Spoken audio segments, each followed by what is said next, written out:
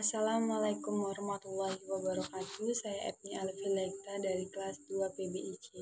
Jadi di video ini saya akan menjelaskan tentang rangkuman saya setelah memahami makalah. Yang pertama ada dalam perspektif Douglas McGregor.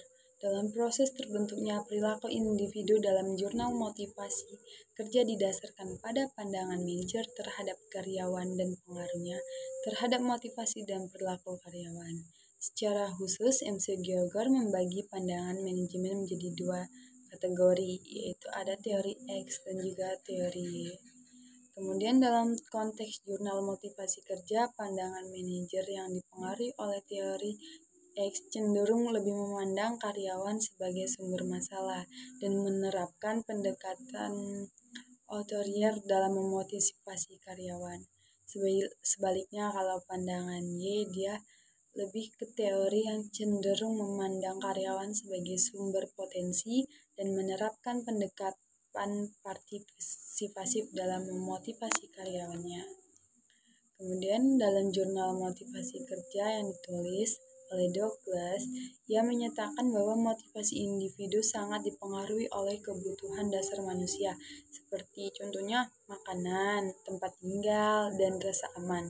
Namun, kebutuhan ini juga harus dipenuhi sebagai individu dapat merasa termotivasi dengan adanya sarana-sarana tersebut.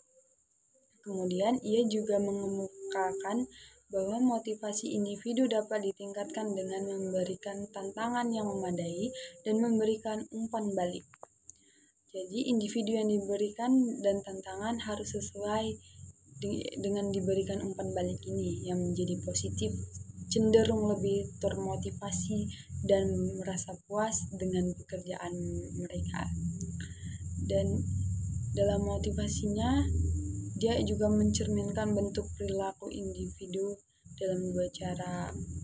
Yang pertama, kalau di teori X dia cenderung lebih ke kurang motivasi dan antagonisme dalam bekerja, kurang kreativitas, memerlukan pengawasan dan kontrol yang ketat, cenderung menghindari tanggung jawab dan mengabaikan tugas yang sulit, kurang bersemangat untuk belajar, meningkatkan kemampuan kerja.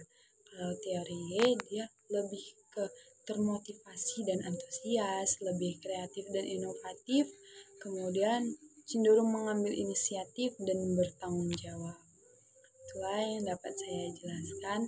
Lebih dan kurang saya mohon maaf. Wassalamualaikum warahmatullahi wabarakatuh.